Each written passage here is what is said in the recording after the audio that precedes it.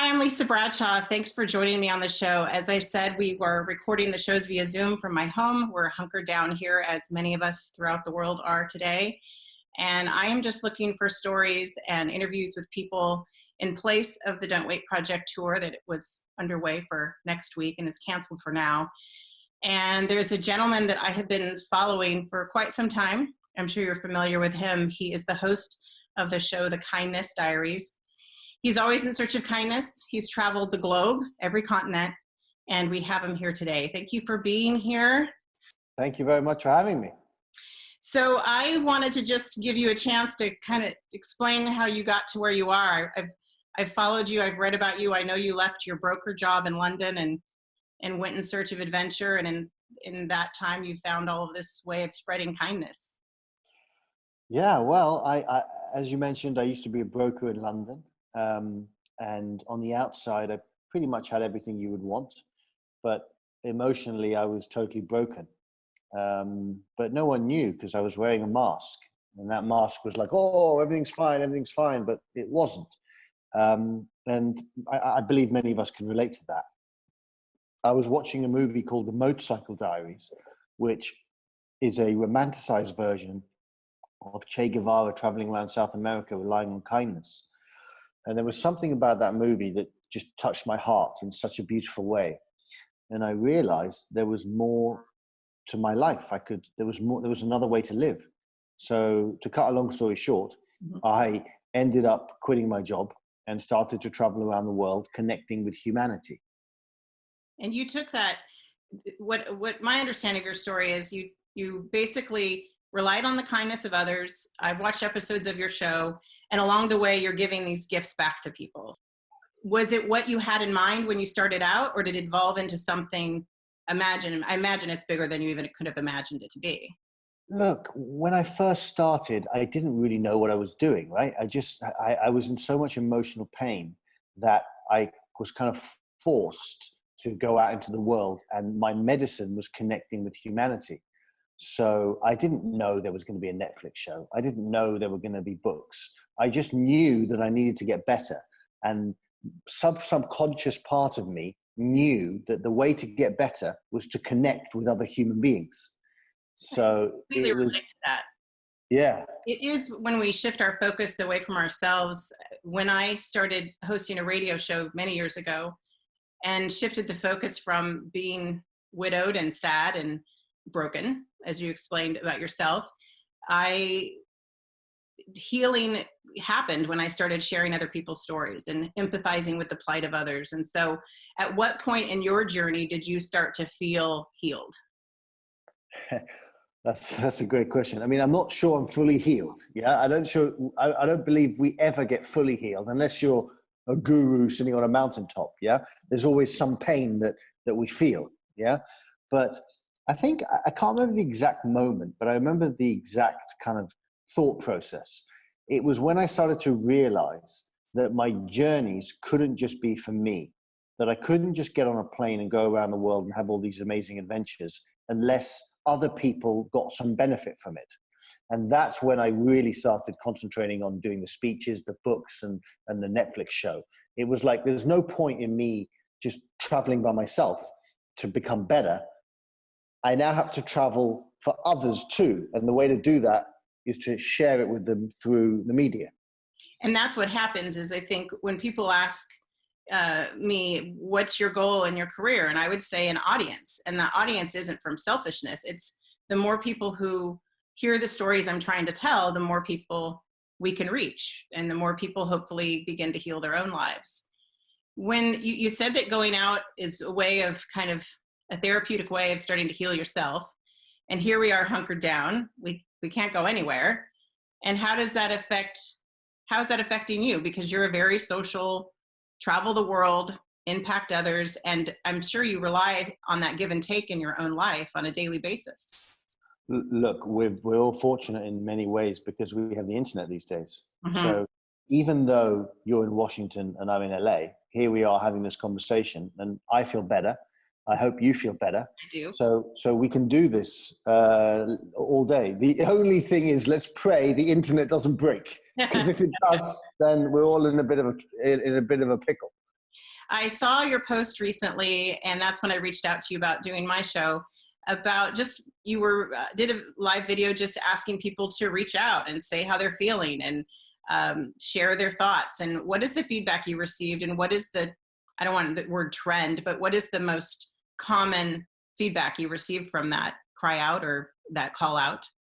People are in fear. And this is our moment to be our best selves. I'm not telling you that fear isn't real, but what I'm saying is do not, under any circumstances, let the fear infect you. Don't let fear take you down.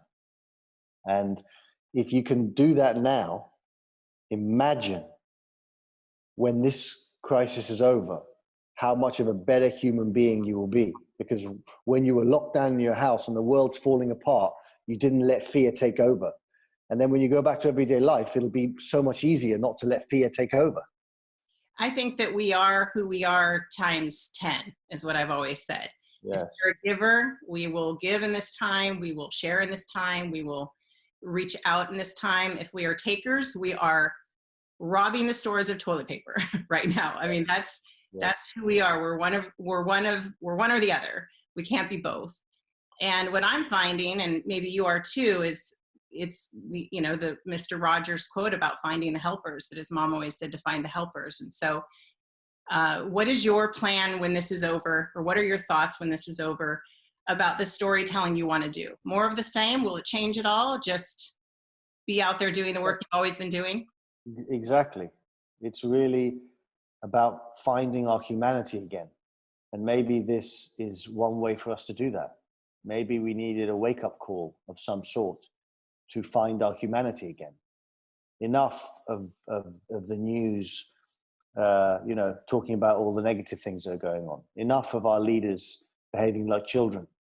You know, I speak at schools, and sometimes the children are more adults than the adults. And I turn on the news and I see people, adults leading our countries, behaving like children. I'm like, enough. Wake up. It is always a fascinating thing to watch, whether it's on a small scale, a personal scale, or now this global scale, to see how we respond to conflict and to see if we get the wake-up call. It's always good when we wake up, when there's a wake-up call. I not all wake up at once, but I've been through some things in my life where I'm in the trenches and life is marching on. And this is the first time that any of us have experienced everyone going through the same thing at once. So you're right. If we all rise at the same time, it'll be amazing. Yes, it will. I thank you for your time this morning. Thank you very much, and good luck. Yes, definitely. Everyone who's looking for something to watch right now on Netflix, The Kindness Diaries, I highly, highly encourage you to watch and learn more about this wonderful, kind man. Thank you so much. Thank you very much.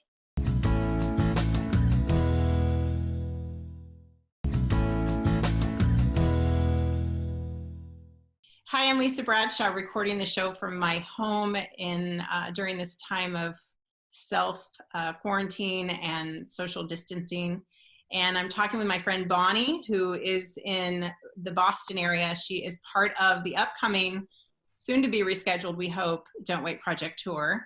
And I don't want to give too much of your story away, Bonnie, but you are a fitness guru, and I follow you on Facebook, and you have some fun ideas to help keep people you call it, from gaining the Corona 15, kind of like the college 15.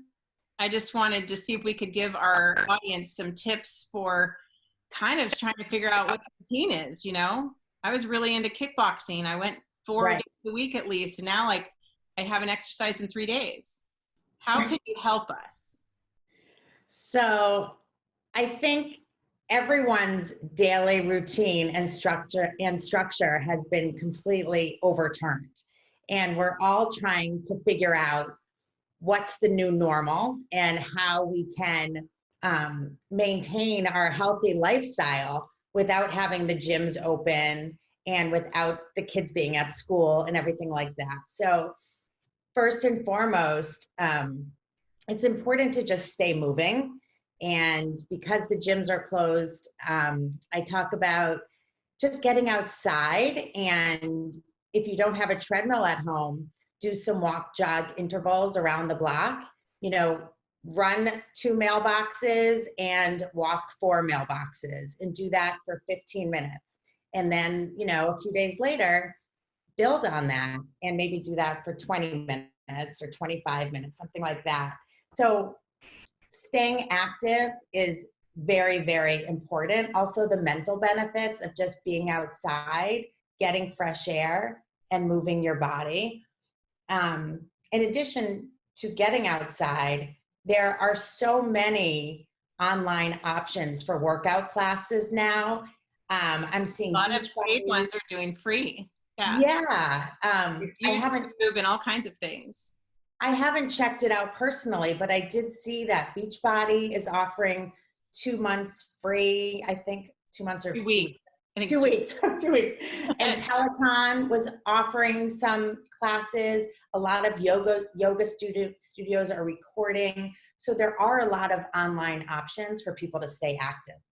The other thing too I wanted to talk about, I work from home, or I work at an office downtown, and I practice and utilize intermittent fasting a lot. And I'm used to working at home and getting busy and not snacking and not, you know, I would be at my goal weight if I didn't eat past 7 p.m. period. I do eat well until 7 p.m. In general. But what I find is that now that I'm home and I'm out of a routine, it's like this license to eat what's in there. And we have a surplus of food, not a surplus. I mean, we didn't go out and like rob the shelves or anything as what's happening, but I definitely have more food around the house because my son is home from college, and we kind of go bare bones when he's not here, because if it's not there, you won't eat it. So what's your tips for staying out of the pantry for sure? Because that's where all the calories we probably don't eat are. Right. So what's your trick for that? I think the food is a big thing right now because, like I said, we're out of our routine. And for most people that aren't used to working at home, we're completely out of our structure. In addition, you have added stress if you have children that are not in school. So I always like to say to people, you are going to eat a meal and then you're done. So if you eat a meal and fill yourself up with nutrient-dense food, and a meal is a combination of protein, fat, and carbohydrates. It's a balanced meal. You're going to eat and then you're done. And that's funny, right? I think what happens for most people, they don't eat meals, and it's this constant grazing of foods that aren't going to fill you up, like crackers and cheese. It's not going to fill you up. So you're doing yourself a big disservice by grazing on junk all day. And the more junk you want, the more junk you eat, the more junk you want. It's kind of like a downward spiral. And the other thing that's very important to help you stay out of the pantry is to stay hydrated, to drink plenty of water. People should be drinking half of their body weight in ounces. And when you drink water and hydrate yourself, it will curb your appetite and overall make you crave healthier foods. And it's important right now too, because hydration is part of your immune system. So we all want to keep our immune system strong. One thing that I find that I do sometimes is, like, say I just made a bunch of homemade salsa, and it's fine to have salsa with a few chips, right? But sometimes I'll have this and this and this, trying to avoid having what I really want. And I've found lately, if I just have what it is I want, then because I end up having what I want anyway. I have all these things trying to avoid the thing I think I shouldn't have. And then I end up having those 3 things plus the thing I wanted in the first place. So I think as long as we kind of just start to be aware of what we're eating and why we're eating it, because for me, I mean, I'm a stress eater, I'm a depressed eater, I'm a, you know, that's my MO, but mostly it's just, I think I feel a little bored. I feel out of my element. I don't really know how to start and finish my day. It's a little different. And I'm sure a lot of people are feeling that way.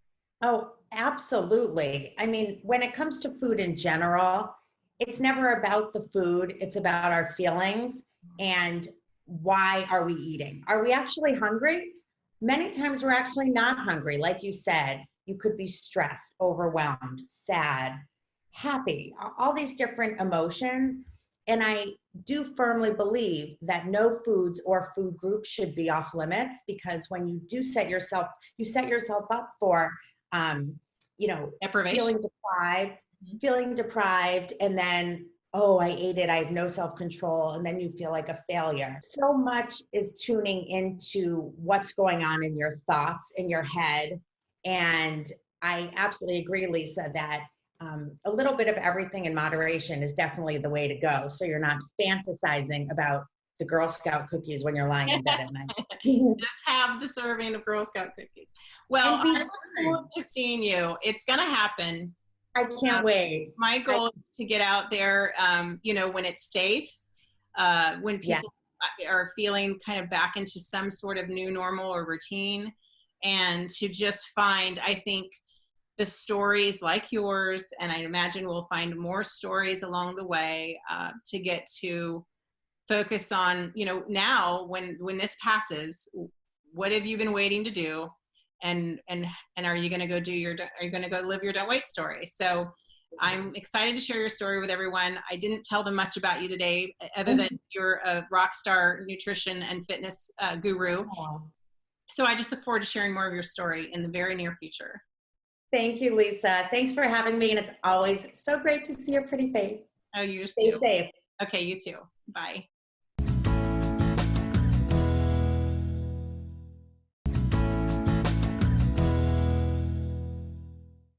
Hi, we're back. I'm Lisa Bradshaw. So earlier in the show, I wanted to bring, throughout this whole show, I want to bring a balance of what's happening around the world, and certainly having the Kindness Diaries host, Leon, on the show, I hope inspires you to watch on Netflix and get some good vibes going on in your household. And also having Bonnie from Boston giving you some tips about staying fit during this time.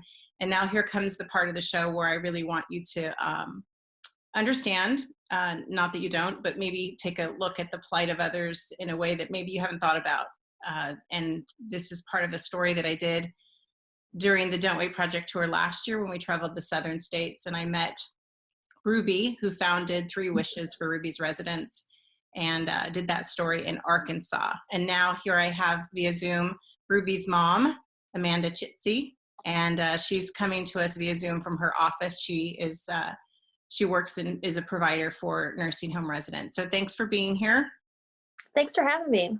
So we've stayed in touch since meeting last year. I found Ruby's story on Facebook, and you and I were in touch to get the story during the tour. And it was really fun to meet all of you and meet the board. And for every adult board member of your nonprofit organization, there is a kid representing. And I got to meet all of those kids. So just thanks for staying in touch. I love following your posts and all the good work that's being done. Same here. I love your program. Thank you. So let's talk about a little bit, give a little history for our audience, for those of you who aren't familiar with Ruby's story. Amanda, if you would please just tell about why Ruby founded 3 Wishes for Ruby Residents. Ruby founded 3 Wishes for Ruby's Residents when she was 11, because she has spent her life going with me to different long-term care centers in Arkansas. And kindness is really her hobby. And 2 summers ago, she noticed a resident who lost her dog because that resident only received $40 a month, and she couldn't afford the dog anymore. And Ruby was there the day that was going down, and it broke her heart. And from that encounter, Ruby began to ask all the residents at that nursing home, if I could bring you any 3 things, what would it be? My adult eyes said, my adult brain said, that's never going to work. They're going to give you some unreasonable answers. But she stuck with it, and she filled that journal up, and the answers were they still break me down as a human, because they did not ask for money or vacations or a handicap van, which I thought they would. They asked her for pants that fit. They hadn't had fast food in 5 years. It really showed me that these residents were lacking joy. And from that program, she did a GoFundMe, a local fundraiser, a national fundraiser, and she went on to raise over $300,000 for seniors. And $5,000, if I recall, and she raised I mean, so much money, and the money still keeps coming in. And the one thing that I gleaned from Ruby when I met her was just how I don't think she expected it to do anything but get huge. You know, I don't think she's surprised by the kindness and the generosity of others trying to support these residents. Would you agree with that? I do agree with that. I think some of the things surprised her, but as far as the kindness, no, she has a child's perspective, and I think that's what's so beautiful about our kid board is they constantly remind us adults that there's so much goodness, and there's so much different ways to do things. So I think she expects people to be kind. She expects everyone to do what she does. When we met last year, one of the things, I got to visit one of the nursing homes where you work and meet some of the residents and talk with them. Mm-hmm. I remember Ruby going around with little containers of watermelon and how excited people were. And you having this office that was just stuffed full of things that we take for granted, like chocolate and shampoo that works really well, that doesn't dry their hair, or lotion, or the one resident that I met who likes to color, and she now has markers and paper, and she has her drawings all over her room. I was just really amazed at the simplicity of the ask. Yes, absolutely. It's all usually very simple. This week we handed out Vienna sausage and more coloring and entertainment. It's such a simple need to fulfill. They don't ask for much and they don't need much. They're just looking for those little things that make our lives better. You know, running out to get coffee. You know, you're craving French fries. You want a pizza. You want a soft taco from Taco Bell. They're just hard to get for them because they don't have transportation, they don't have family, they don't have money. But we're able to fulfill those simple needs, and it's just simply beautiful. It's easy, and it really changes their lives. Well, that's remarkable. I want to talk about now, you posted a video, and you're right. You said in the post you try to keep things light and uplifting, and you posted a video with Marilyn. And she's the person I interviewed last year. And she was brought to tears. We're going to show that here. Let's just let the audience take a look. Yep, I'm ready. Hey, Sherry. Conned Amanda into bringing her cell phone down here so I could talk to you for a minute. I sure would like to see you. I miss you. Not too long. You can come peek in the back door at me if you want to. I love you. She's lonely. And I hadn't thought about their loneliness until you posted that. And so that's why I wanted to share it with the audience, that people need to understand the plight of others. 30 days to them, which is what our restrictions are currently. I expect those to get a lot longer. 30 days is a lifetime when you're 80, because tomorrow is absolutely not promised to you. Today's a gift, and they live that way. And they're so afraid. They see the news, and they're so afraid they're going to get it, and they're so afraid they're going to go through that alone. And just trying to let them know they're there. Their family's visiting through the window is amazing. Yeah. Just heartbreaking. I want to know, what can people do to lift their spirits? So there's nursing homes throughout the country. It doesn't have to be in Arkansas. We're reaching out to everyone throughout the country. Your kids are home. They're bored, they're wanting things to do. They could be coloring and pictures and writing letters and sending them to their local nursing homes. What kind of effect would that have on the people, just your residents specifically? Oh, you have no idea. I mean, I've handed out some homemade letters yesterday from Leo, our vice president, our kid vice president, and he had put a picture of himself on there with a cat. And the alert residents were so happy. And we took it and we put it on their door so they would always see it. We're doing anything we can for individual activities like Rubik's Cubes, the pegboards, paint by numbers, things that we can do to keep them busy and keep their minds off what's happening out there. Since they can't do group activities. Yes.